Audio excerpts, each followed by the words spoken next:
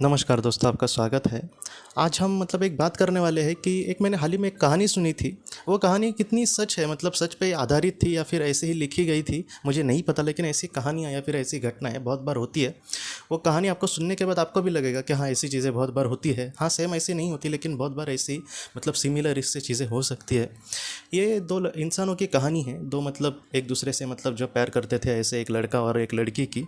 वो दोनों एक दूसरे से बहुत प्यार करते थे और ज़माने से ये करके उन्होंने शादी की थी और बहुत अच्छे से एक दूसरे के साथ रह रहे। लेकिन उनकी परिस्थिति जो लड़का था वो इतने काम पे भी अच्छा नहीं था, इसलिए कैसे तो उनका वो चल रहा था ज़िंदगी।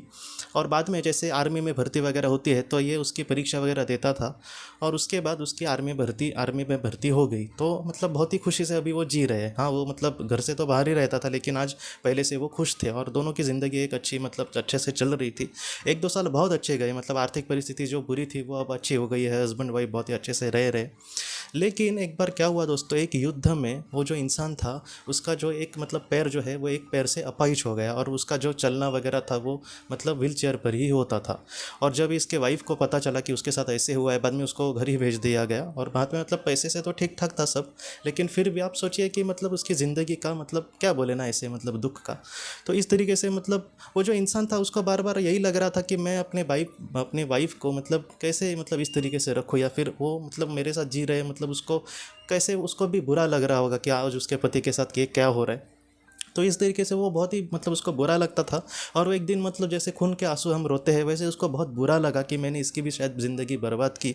अब उसकी ज़िंदगी उसके एज भी बहुत कम थी और ये पूरी ज़िंदगी मेरे साथ ऐसे जिएगी, तो बहुत बुरा लगा उसको। और उसने एक बार क्या किया, गन उठाई और रोते रोते अपने सिर पे रखी और उसने ये सोचा कि मैं चला जाता हूँ, बाद में हो सकता है कि ये किसी और इंसान के साथ बहुत ही अच्छे से रहे। तब उसकी वाइफ ने उससे गन छीनी दोस्तों और कहा कि तुम ऐसे मत सोचो, मैंने तुमसे सच्चा प्यार किया है, इसलिए ऐसा कुछ भी नहीं होगा और तुम ज़रा भी चिंता मत करना, मैं हमेशा तुम्हारी सेवा करती रहूँगी जब तक हम दोनों एक साथ हैं, तुम ज़रा भी चिंता मत करना। इस बातों से थोड़ी सी उसको ऊर्जा मिली और उसने सोचा कि नहीं, मैं ऐसा नहीं करूँगा। और धीरे धीरे समय बीतता है दोस्तों। बहुत बार ऐसा होता है कि वादे उस वक्त ठीक होते हैं, लेकिन हमेशा के लिए उसको निभाना ये बहुत बड़ा मुश्किल का काम होता है। सारे लोगों को ये नहीं जमता। और इसी तरीके से बाद में अभी उसकी जो वाइफ है वो भी सारी चीज़ें नहीं कर पाती थी, क्योंकि उनका खेती वगैरह का भी काम होता था। तो उन्होंने एक नौकर रखा। वो जो नौकर था वो दिखने में बहुत ही अच्छा और अच्छे फैमिली का था, उसको भी कुछ दूसरा काम नहीं है और दूसरा कुछ वो अपना ये करता था, तो इसलिए थोड़ा सा वक्त वो यहाँ पे काम करता था। धीरे धीरे वो जो नौकर था और इसकी पत्नी एक दूसरे पर आकर्षित होने लगे। अब ये भी इसमें भी हम बहुत ही एक कभी कह नहीं सकते, अभी सारे लोग उस तरीके से मर्यादा में रहना उनको पॉसिबल नहीं होता। और इन सारी चीज़ों से इसके हस्बैंड को भी बहुत बुरा लगने लगा और वो अपनी वाइफ पर गुस्सा निकालने लगा कि तुम ऐसा क्यों कर रही हो वगैरह। और इसकी वाइफ भी, उसको भी लग रहा है कि वो बुरा कर रही है, लेकिन उसकी एज भी तकरीबन 22-23 थी, तो एकदम मैच्योर ऐसी वो नहीं थी। वो भी इन सारी चीज़ों में बहती गई। और एक समय ऐसा आया दोस्तों कि इस कहानी का अंत इतना दुखद मुझे लगा कि ऐसा किसी की जान तो नहीं गई, लेकिन बाद में उन दोनों ने इसको यही कहा कि तुम्हें, हम दोनों एक दूसरे के साथ शादी करना चाहते हैं, तुम्हारी परमिशन होगी तो ठीक है, नहीं अगर नहीं होगा तो हम यहाँ से चले जा रहे हैं और हम अपनी नई ज़िंदगी चालू करेंगे।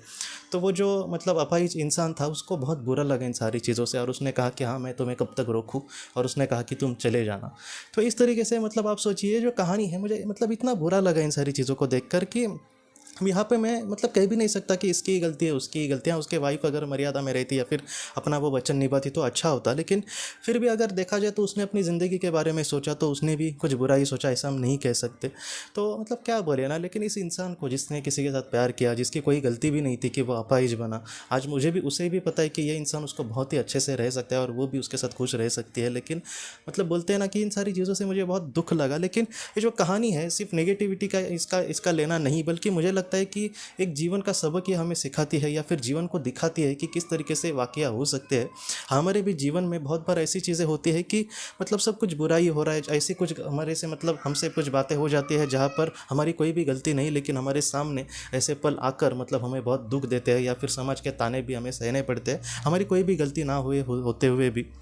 तो ऐसी चीज़ों से मुझे ऐसे यही लगता है कि हमारे आत्मा ने भी इन सारी चीज़ों का इसलिए सामना करने की कोशिश करी होगी क्योंकि हम इस परिस्थिति से गुजरे, या फिर हम हमारा पैर टूटे और हम दूसरे के पैर को अहमियत समझ जाए। क्योंकि ऐसे बहुत सारे आज भी मैं लोग देखता हूँ कि दो एक दूसरे से प्यार करने वाले अगर लोग हो तो ये बीच में आड़ाकाटी करेंगे या फिर ये उनको कहीं ना कहीं एक दूसरे से दूर लेकर जाने की कोशिश करेंगे। तो इसकी सज़ा के रूप में भी ऐसी चीज़ें हो सकती है। इसलिए जितना हो सके हमारे जीवन में हम ऐसा कुछ भी काम ना करें दोस्तों जिसके वजह से आज हमें लग सकता है कि हम उसके साथ बुरा कर रहे रहे हैं, लेकिन ये जो सारी चीज़ें हैं वो कल हमारा ही बुरा करेगी।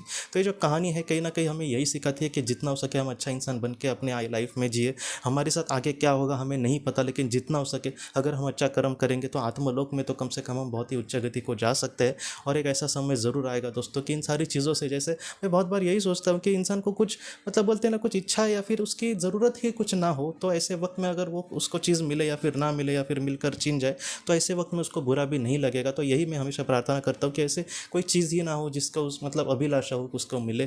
तो इस तरीके से अगर वो जिएगा, मतलब स्थित प्रज्ञता होकर अगर हम जिए, तो वो चीज़ मिले या फिर ना मिले या फिर मिलकर छिन जाए तो ऐसे इंसान के मतलब मन पर वो ज़्यादा मतलब दुख नहीं करेगी। तो इस तरीके से हमें मतलब अपने जीवन में आगे बढ़ने की हमेशा कोशिश करनी होगी। और जो भी चीज़ें बुरी हो रही है, मुझे भी पता है कि ऐसी चीज़ें एक बड़ा घाव देती है। कभी कभी ये भी कहानी सुनकर मुझे बहुत बुरा लगा उस इंसान के लिए, जहाँ पर उसकी कुछ भी गलती नहीं है और उसका सब कुछ लूट गया। अब उसके इस बात में वो किस तरीके से ज़िंदगी जिएगा हम उसकी कल्पना भी नहीं कर सकते। लेकिन इससे भी हम यही सीख सकते हैं कि जितना हो सके हमें परिस्थिति का सामना करने की कोशिश करनी होगी। हाँ, जहाँ पर मेरी गलती नहीं है और मेरे साथ कुछ बुरा हुआ तो रहने दो, इसके भी पीछे कुछ ना कुछ वजह होगी और उस वजह का भी कभी ना कभी हमें ज़रूर पता चलेगा।